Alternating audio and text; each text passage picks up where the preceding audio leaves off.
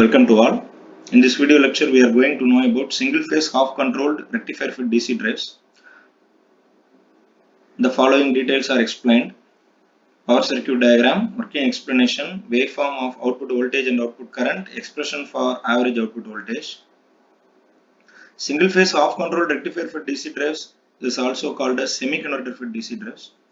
This type of converter is used up to 15 kilowatt DC drives. In the power circuit diagram of single phase semi-converter for DC drives, we have two number of SCRs, two diodes, one freewheeling diode connected across RLE load. Here RLE load is separately excited DC motor. RA is armature resistance, LA is armature inductance, EB is back EMF developed in the armature. Field coil of separately excited DC motor excited separately. Across input terminals, single phase AC supply is connected. It is 230 volt 50 Hz AC supply. Here Vs supply voltage is equal to Vm sin omega t. In the waveform, we have considered 5 various parameters. First one, supply voltage, that is sinusoidal waveform. Next one, Ig1, it is gate current for SCR1. Ig2 is gate current for SCR-T2. Then output voltage or armature voltage, which is available across the load. And the last one, armature current or output current, which flows to the load. In general, the working of single phase semiconductor for DC drive explained in two ways. First one during positive half cycle, next one during negative half cycle. Let us take the first one. The duration of positive half cycle lies between 0 to 180 degree, that is 0 to pi. During positive half cycle, thyristor T1 and diode D1 are in forward biased condition. Thyristor T1 is triggered at firing angle alpha. So the conduction of thyristor T1 and diode D1 starts from alpha to pi.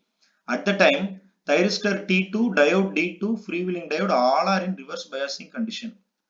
When thyristor T1 and diode D1 are in conducting state, at the time inductor L stores energy. After pi, the stored energy of inductor gets released through freewheeling diode. So the current path takes place between freewheeling diode to load, again freewheeling diode. The conduction of freewheeling diode lies between the angle pi to pi plus alpha. Dear students, you have to know that during the angle pi, thyristor T1 and diode D1 goes to off state. At the same time, thyristor T2 and diode D2 coming into on state. That means forward biasing condition. Thyristor T2 is triggered at pi plus alpha. So the conduction of thyristor T2 and diode D2 starts from pi plus alpha to 2 pi. At the time, the current path takes place from neutral terminal T2, RLE load, thyristor T1, and it is ended at pi at phase.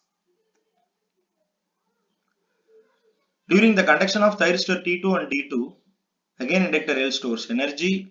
After 2 pi, the stored energy of inductor gets released through freewheeling diode. So the conduction of freewheeling diode takes place between 2 pi to 2 pi plus alpha. Whenever freewheeling diode is in conducting state, at the time output current is available to the load. At the same time, output voltage is equal to 0. Now student can understand clearly the reason why the output current is being in continuous manner. Dear students, here output voltage and output current both are in positive polarity. So this converter is also called one quadrant converter drive. Let us know the average output voltage equation. It is equal to 1 by pi integral alpha to pi Vs d of omega t. For every 180 degree duration, we have one conversion, so 1 by pi. Here the lower limit alpha, upper limit pi. That means alpha is the starting point of conduction of T1. Pi is the ending point of conduction of T1. So lower limit alpha, upper limit pi. Vs also equal to Vm sin omega t. After integrating, you can get Vm by pi into 1 plus cos alpha. From this, we can get the clear idea that the firing angle alpha is directly proportional to output voltage. By varying the output voltage, we can get the variation in the speed of DC drive. Thank you all.